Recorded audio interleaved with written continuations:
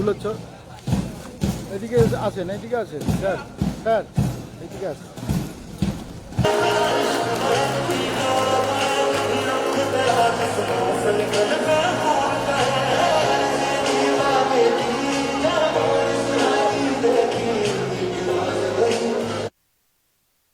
কত রক্ত, কত প্রাণের বিনিময়ে এই স্বাধীনতা অর্জন করেছিল ভারতবর্ষ, কিন্তু সেই রক্ত, সেই স্বাধীনতা, সেই সংগ্রাম আজও আমরা অনেকে ভুলেছি, অনেকে আমরা ভুলতে পারিনি। আর প্রত্যেক বছর সে কারণে 15ই আগস্ট এই আজকের দিনটি পালিত হয় ইন্ডিপেন্ডেন্স ডে বা স্বাধীনতা দিবস। স্বাধীনতা দিবসে যেমন দিল্লি থেকে পশ্চিমবঙ্গ, কলকাতা বিভিন্ন রাজপথে সাড়ম্বরে অনুষ্ঠান চলছে এবং বিভিন্ন জায়গায় একেবারে তেরঙ্গা পতাকা তোলা হচ্ছে, আমাদের জাতীয় পতাকা।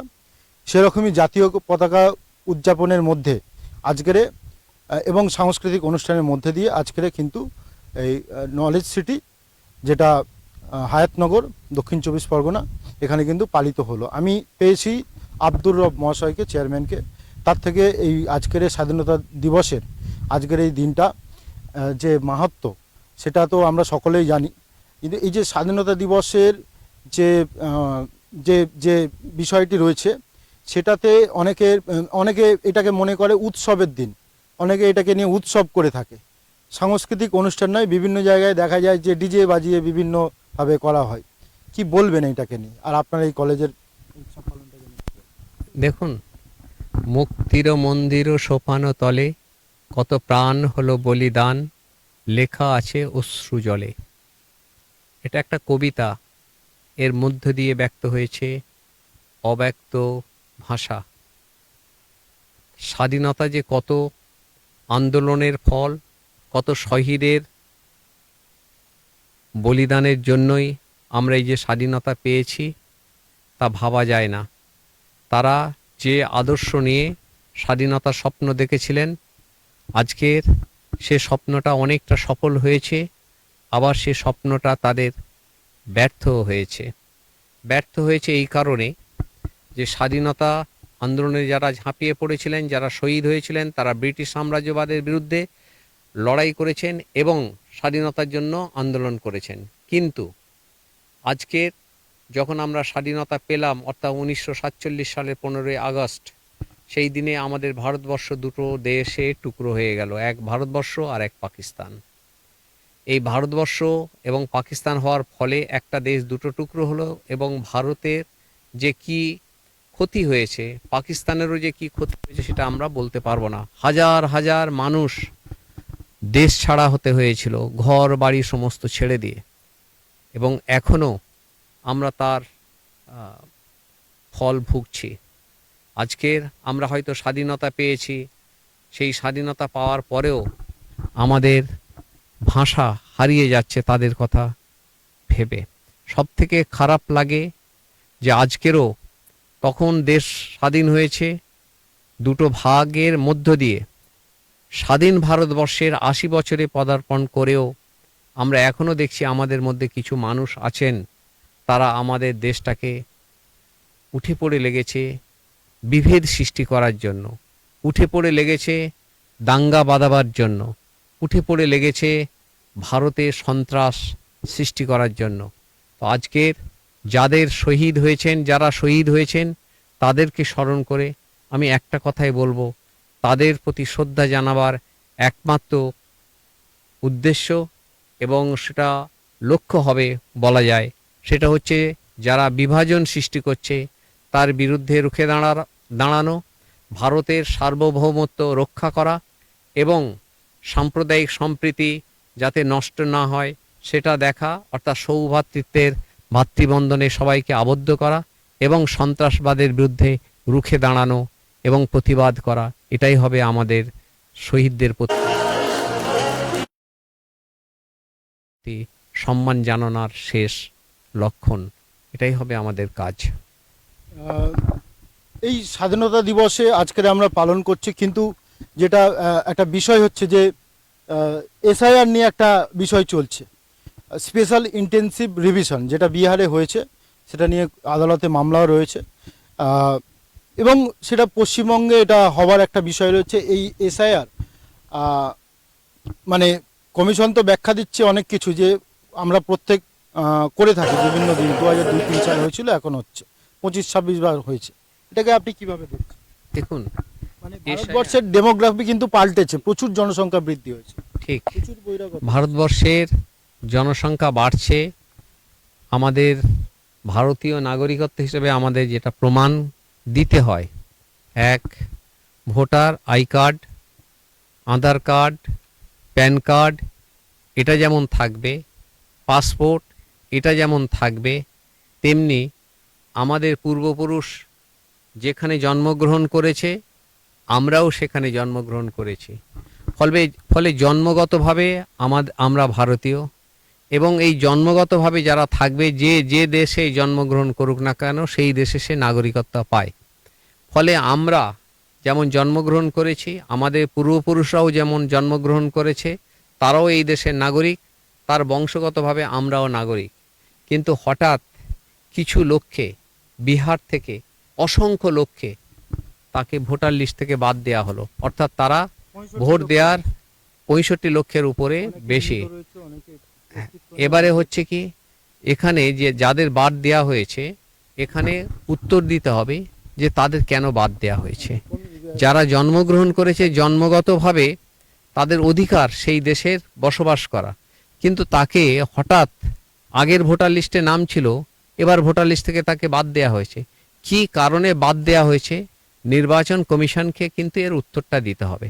সঠিক উত্তর যদি দেয় তাহলে ঠিক, যদি না হয় তাহলে নির্বাচন কমিশনের বিরুদ্ধেই মানুষকে বলতে হবে, আমাদেরও এগিয়ে যেতে হবে, আমাদেরও প্রতিবাদ করতে হবে। প্রধানমন্ত্রী আজকে লালকেল্লা থেকে বলছেন যে যেভাবে জনবিন্যাস হয়ে গেছে, যেভাবে জনবিন্যাস হয়েছে ভারতে, সেই জনবিন্যাস মানে ডেমোগ্রাফিক যেভাবে চেঞ্জ হয়ে গেছে, সেই জনবিন্যাস নিয়ে এবার যাত্রা শুরু করতে চাইছেন। ভারতের জনসংখ্যা যাতে ঠিকঠাক থাকে, কারণ যারা বহিরাগত যারা এসছেন তারা এই দেশের মানে অর্থ ধ্বংস করছে। এই দেশের মানুষ ঠিকঠাক থাকতে পারছে না, বহিরাগতরা এসে কবজা করে নিচ্ছে। কিভাবে দেখছেন বিষয়টা? দেখুন, এই জিনিসটা সম্পূর্ণ ভুল এবং মিথ্যা, এবং মানুষকে অন্যদিকে পথ ঘুরিয়ে দেওয়ার একটা পথ।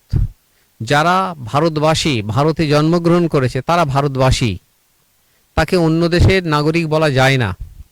আজকের কিছু মানুষ মুসলিম মাত্রেই তাদের রোহিঙ্গা বলে দিচ্ছে, এটা তো ঠিক নয়। সারা পৃথিবীতে মাত্র 15 লক্ষ রোহিঙ্গা আছে, সারা পৃথিবীতে। আর এখানে 65 লক্ষ লোককে বলে দেয়া হচ্ছে রোহিঙ্গা, 60 লক্ষ লোককে বলে দেওয়া হচ্ছে রোহিঙ্গা। বাংলা বললেই তাকে বলে দেয়া হচ্ছে রোহিঙ্গা, এটা তো ঠিক নয়। তাহলে যদি তারা ভারতীয় না হয়, তাহলে তারা যদি বাইরে থেকে এসে থাকে, তাহলে আমাদের কেন্দ্রীয় সরকার তো ব্যর্থ। সেখানে বিএসএফ রয়েছে, বর্ডার সিকিউরিটি ফোর্স রয়েছে, তারা কি করে তারাই আমাদের দেশে চলে এলো? এটার দায়িত্ব তো কেন্দ্রীয় সরকারের ঘাড়েই চাপবে। এতগুলো লোক ঢুকলো কি করে, এই লক্ষ লক্ষ লোক তারা এলো কি করে, এর উত্তর তাহলে কেন্দ্রীয় সরকারকেই দিতে হবে। আর কেন্দ্রীয় সরকারকে দিলে সেখানে ব্যর্থতা দায় পড়বে কেন্দ্রীয় সরকারের উপরে। তাদের মাধ্যমেই তো ঢুকেছে, তাদের আমলেই তো ঢুকেছে। আমরা চাই না রোহিঙ্গারা এখানে থাকুক, কিন্তু মানুষ মাত্রেই তাকে রোহিঙ্গা বলে ছাপ দেওয়া হবে, মুসলিম মানেই তাকে রোহিঙ্গা বলে ছেপে দেওয়া হবে, ছাপ মেরে দেওয়া হবে, এটা তো ঠিক নয়, এটা উচিত নয়। তারা ভারতীয়, আর অবিভক্ত ভারতেও তারা যেমন স্বাধীনতা আন্দোলনে ঝাঁপিয়ে পড়েছেন, এখনও সেই সমস্ত মানুষ আছে, তারা ভারতের স্বাধীনতার জন্যই কিন্তু ঝাঁপিয়ে পড়বে। যেটা কালকের রাহুল গান্ধী, আপনারা দেখেছেন, আপনিও জানেন নিশ্চিতভাবে, যেটা রাহুল গান্ধী বহু মৃত পরিবারকে নিয়ে 25 জন মৃতদের মানে তাদেরকে ভোটার তালিকায় মৃত দেখিয়ে বাদ দেওয়া হয়েছে, তাদেরকে তার সঙ্গে চায়ে চর্চা বসেছিলেন। মানে এই যাবে জীবিত রয়েছে, তাকে মৃত বলে দেওয়া হচ্ছে। এটা কি কমিশনের একটা গাফিলতির বিষয় না? সুপ্রিম কোর্ট অবশ্য বলছে যে একটা এত বড় কাজ করতে গেলে কিছু ভুলভ্রান্তি হবে, সেগুলো আবার ঠিক করতে হবে। ভুল ভ্রান্তি হবার কথাই নয়। সুপ্রিম কোর্টও যদি বলে থাকে কিছু এত বড় কাজ করতে গেলে ভুল ভ্রান্তি হবে, সেটাও ভুল। কোনো জিনিসই ভুল হতে পারে না। আপনি জন্মগ্রহণ করেছেন, আপনি ভারতীয় নাগরিক।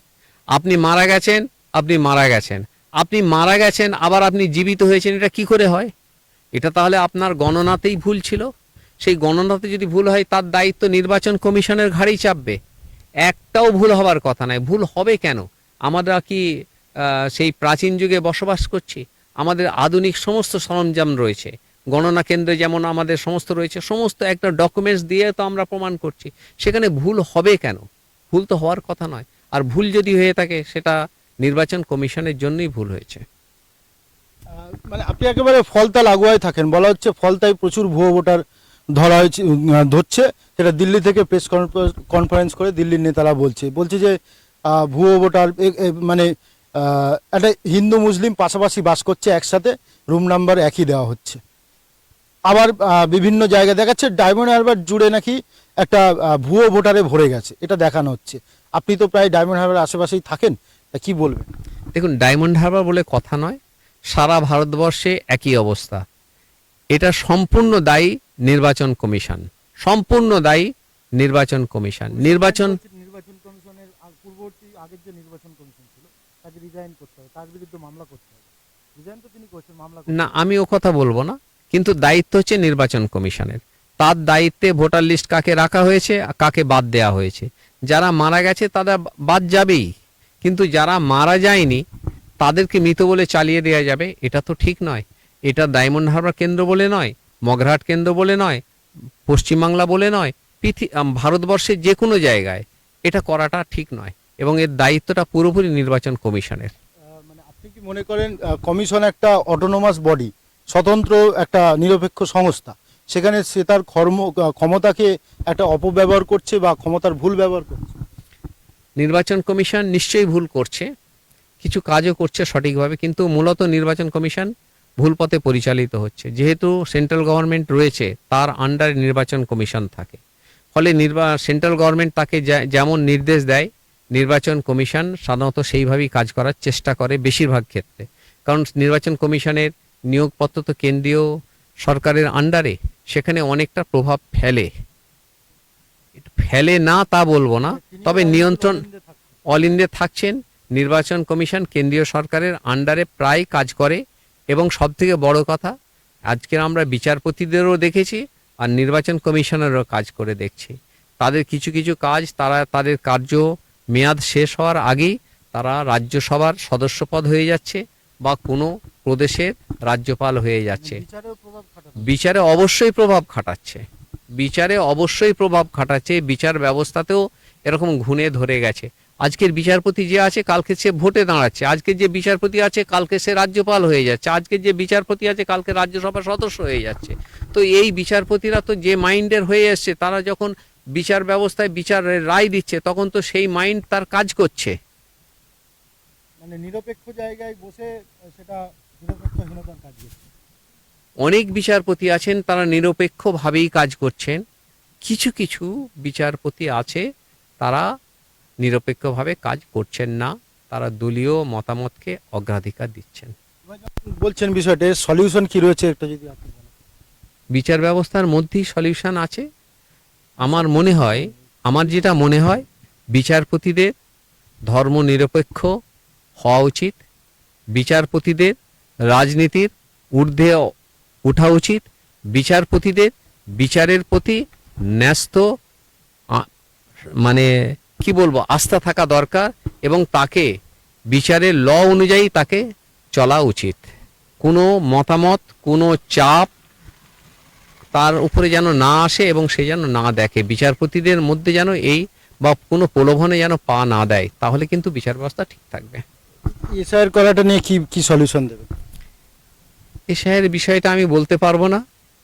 আমি তো আগেই বলেছি, নির্বাচন কমিশন, নির্বাচন ব্যবস্থা গলদ, নির্বাচন ব্যবস্থার জন্যই এসআইআর হচ্ছে, নির্বাচন ব্যবস্থার জন্যই 65 লক্ষকে ভুয়ো ভোটার বলে বাদ দেওয়া হচ্ছে, যারা আগের নির্বাচনে ছিল তাদের বাদ দেওয়া হচ্ছে।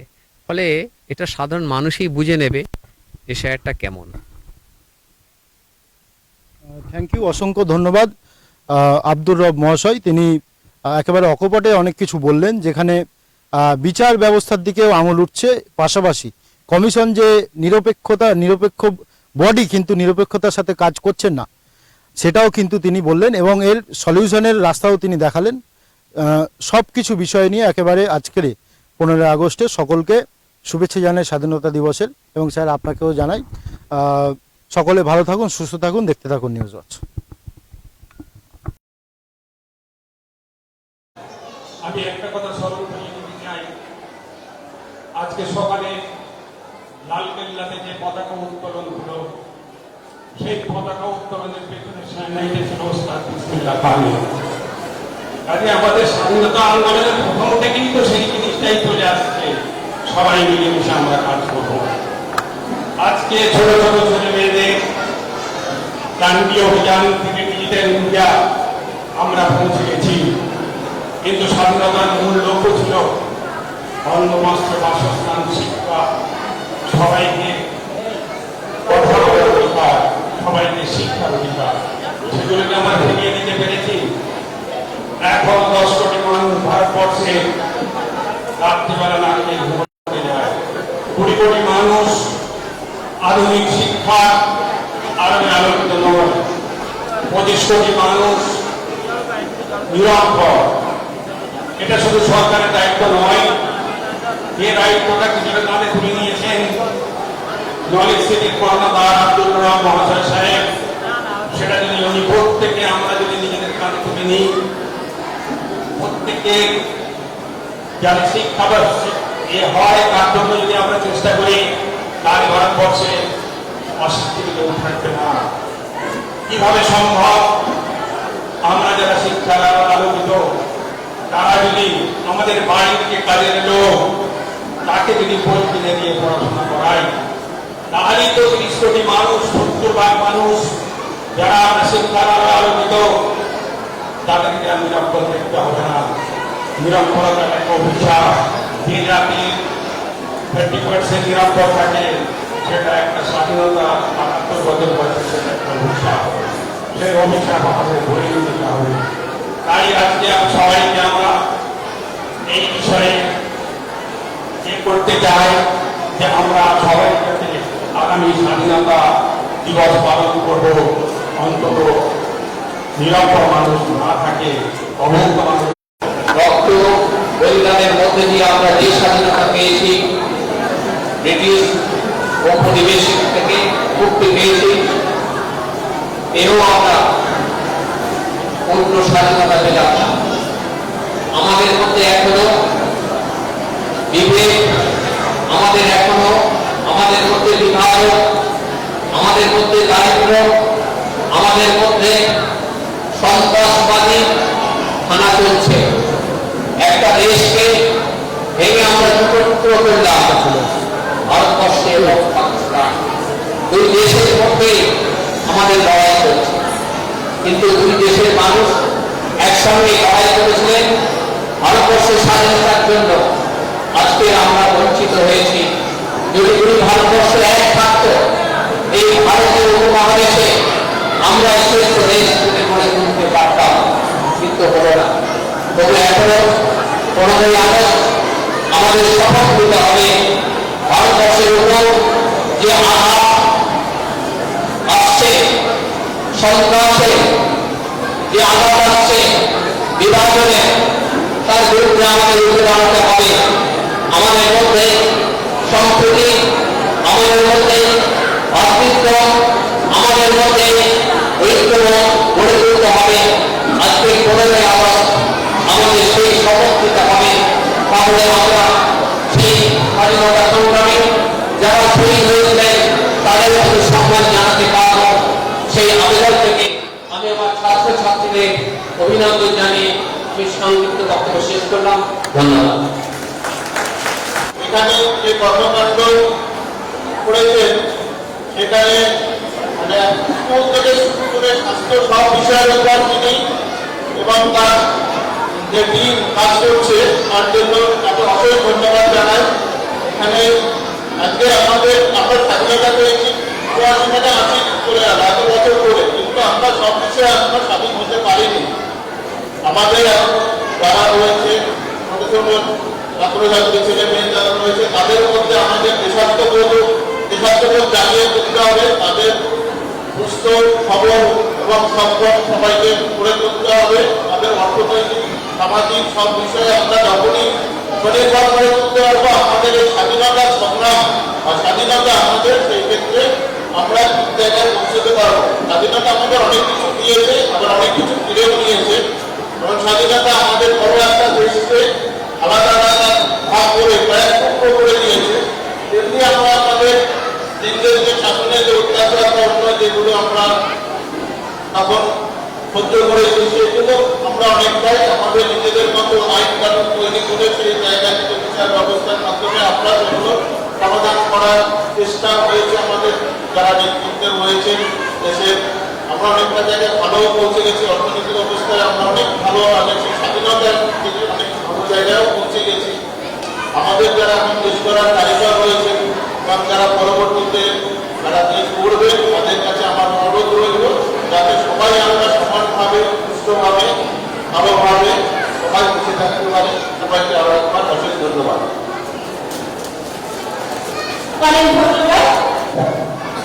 আমরা সবাই অত্যন্ত ভাগ্যবান যে আমরা একটা স্বাধীন দেশে জন্মগ্রহণ করেছি। কিন্তু স্বাধীনতার মানে তো আনন্দ গ্রহণ করা নয়, স্বাধীনতা আমাদের বিরাট একটা দায়িত্ব দিয়েছে। সে দায়িত্ব হচ্ছে দেশের স্বাধীনতা, দেশের সার্বভৌমত্বকে রক্ষা করা। এবার প্রশ্ন হচ্ছে সেই রক্ষাটা আমরা কিভাবে করতে পারি?